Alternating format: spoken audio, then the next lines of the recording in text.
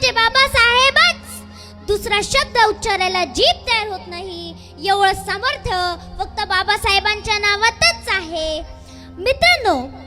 मित्रांनो, बलवानाने दुर्बलावरती अन्याय अत्याचार करावा आणि विषमतेचे विष जागोजागी पेरावे असे जंगली जग आहे.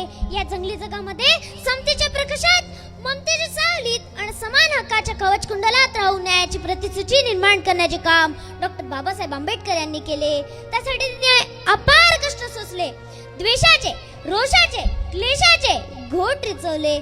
पण हे सगळं करून सुद्धा डॉक्टर बाबासाहेब आंबेडकरांचा फोटो पाहिल्यानंतर कित्येक जणांच्या कपाळावर आट्या पडतात आणि काही जण तर बाबासाहेबांना फक्त दलितांचेच पुढारी मानतात.